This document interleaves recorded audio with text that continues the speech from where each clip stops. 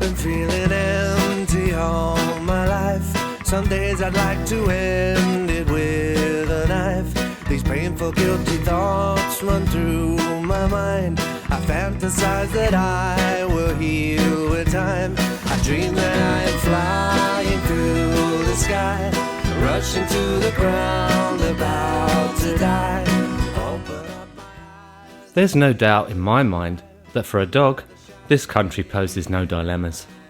What more could they ask for? Once they've endured the 32-hour flight and 4 weeks quarantine, it's pure doggy heaven from here on out. Just need to stay away from the very unfriendly predators that could lead you to paying the most exorbitant vet bill you've ever seen in your life, and everything will be fine. Must be a better life. Material objects are nothing in the grand scheme of things, so we had to give away all of our new furniture and electrical appliances that we'd only just finished paying off. So we're having to start from the bottom and beg and borrow and save to rebuild what we had, if only a fraction. It's only possessions, isn't it? That's nothing compared to this wonderful, all-encompassing quality life, which we're reaching out for and almost touching. For the first time in many years, maybe the first time ever, I can smell success of some degree. A chance at last to be more than content and live comfortably. That's all I ever wanted, wasn't it?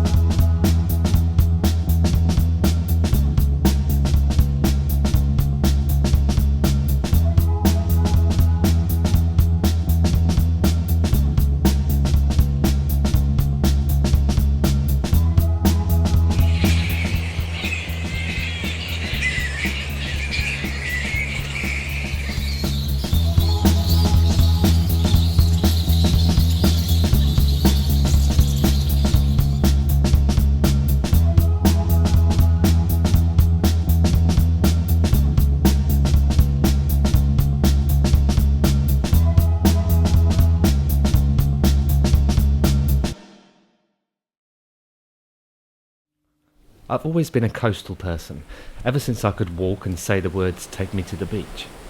I kind of knew one day that I'd end up living by the sea or near it. It was always just a case of where and when. Never in my wildest of dreams could I have imagined it would be on the other side of the world, away from all that was familiar, all who made me laugh and all who made me cry. Would the sacrifice of leaving behind those I loved and cared for, in exchange for a life of utopia, be one of a very selfish nature?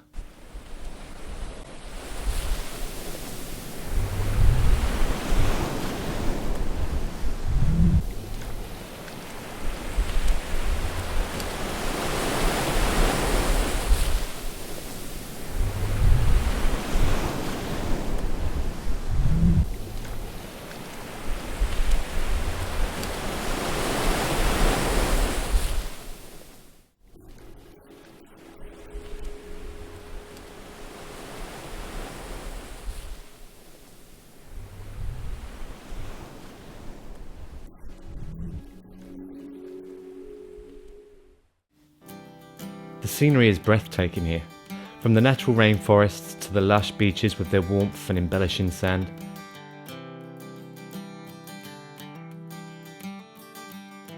Aren't you going to go in this swimming pool then? No? I want to go safety. Some states are very different from one another. Right here in Byron Bay, New South Wales, anything goes. This place and the people in it have often been subject to scrutiny, often being described by the more conservative and stiff residents of Australia as those funny people with alternative lifestyles. So far, all I've witnessed is a warm and hospitable, non-judgmental vibe, which engulfs you the moment you step foot into this place. And if by saying those with an alternative lifestyle means those more relaxed and comfortable with their surroundings and understanding the concept of individuality, then good on them for being alternative.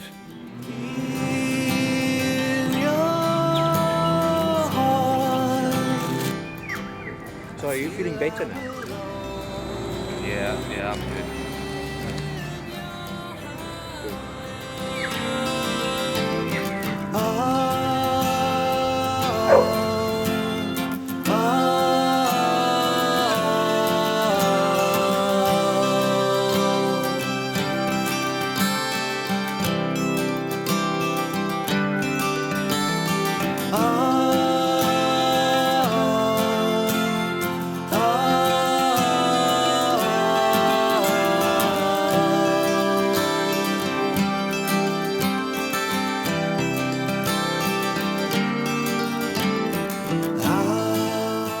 The Gold Coast is huge, Queensland even bigger.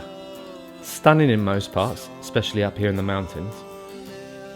Although you don't see much of a social or class division in this country, you certainly know you're in rich man's land when the public access to most places becomes non-existent. Not many areas to walk your dog off the lead either, because of the wildlife, but still, it definitely beats trying to walk your dog in a park after 5 PM in London. For all those who care, this country most certainly wins hands down for being dog friendly. One huge problem here, again for those who care, is that most are about 10 years behind the UK in terms of acceptance and embracing alternative sexualities. Believe it or not, there is still a law in this state which permits a heterosexual man to appeal for self-defence if he accidentally or intentionally murders a gay man because he was accosted by him. The straight man could very well be acquitted if he satisfied the judge and jury that he went through a very bad ordeal. How the fuck would any judge truly be able to differentiate between a hardened gay basher who saw a loophole to kill one, or someone who was genuinely subjected to sexual harassment by another man? Not that murder should be condoned if the latter was true. Very sick. Apparently though, there are petitions circulating to try and get this law abolished. On the whole, to sum up, Australia has plenty of pluses. I just have to get used to the fact that a lot of people here in Queensland are very different, and we shall have to get used to hearing about regular anti-gay marches of some sort. This week, as I write, it's to protest against same-sex marriages.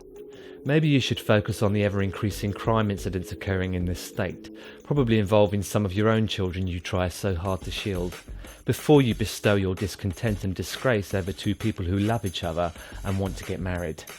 Priorities, huh? Compared to England, England wins hands down when it comes to keeping up with modern day politics and certain laws. Certainly for us homos anyway.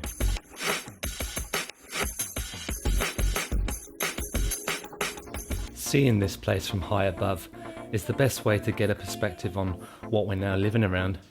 This, the sea, the mountains around the edge, is what I can only imagine heaven on earth to mean. It's cliched, but I like to come up here to blend in and realise how insignificant, how tiny my problems are.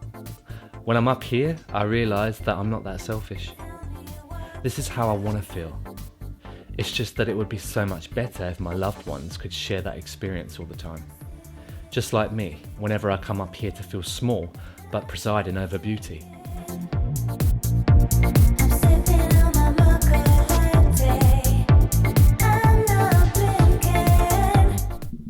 This isn't a competition or a battle over countries, neither is this an Australia versus England film.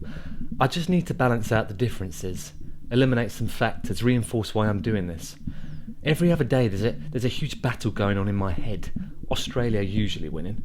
Apart from those I left behind, I have nothing to go back for.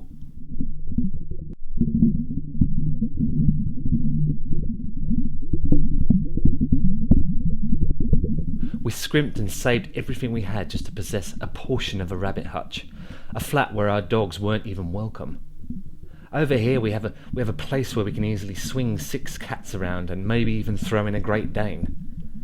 In England it always felt as though you were making 2 steps forward just to be told to take 3 steps back.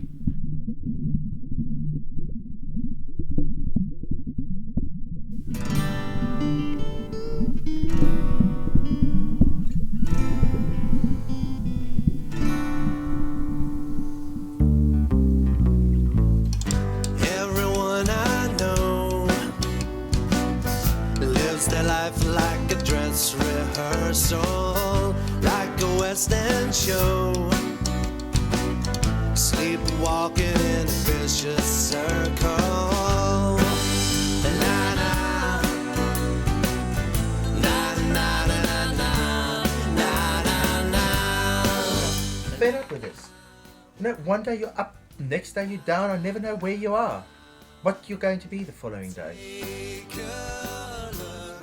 Oh, you know what? I'm fed up. I'm going for a piss. We're everywhere. Take a look around. I really don't want to get that deep, and I really don't want this to become a voiceover so convoluted it'll make you want to puke. But my main driving force for making this film was merely to help me iron out a few little or major issues which I sincerely need help with. Call this therapy, if you will. Yeah, therapy to me is expressing.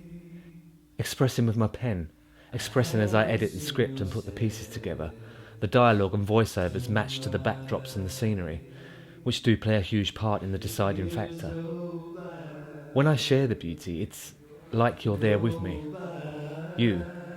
All of you. In England, I was content. I had the weekends and I was productive. I had all the friends and family I needed, but being content, is that really a life to aspire for?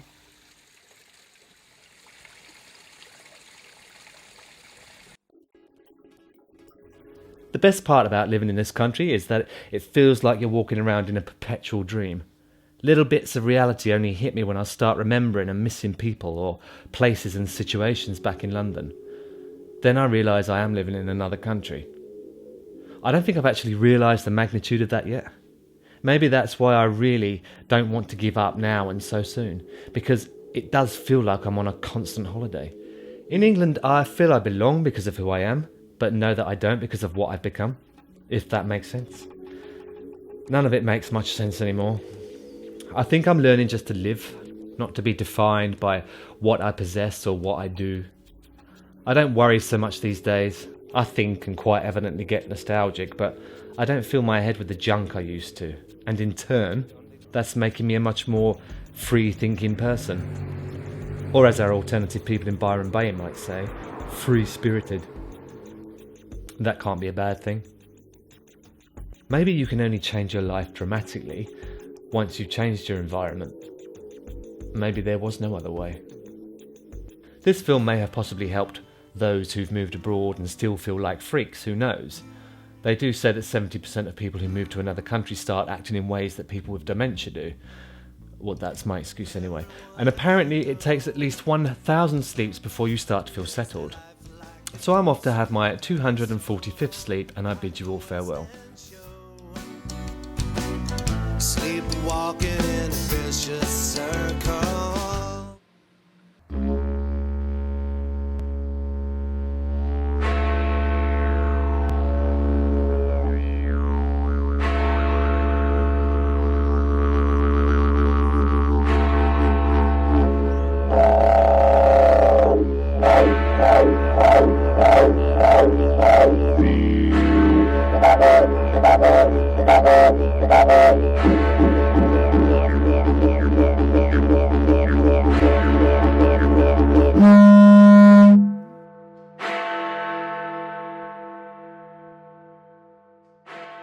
No, film me. Film, look. Oh, don't go, Tim. Oh, no, look at me. Look.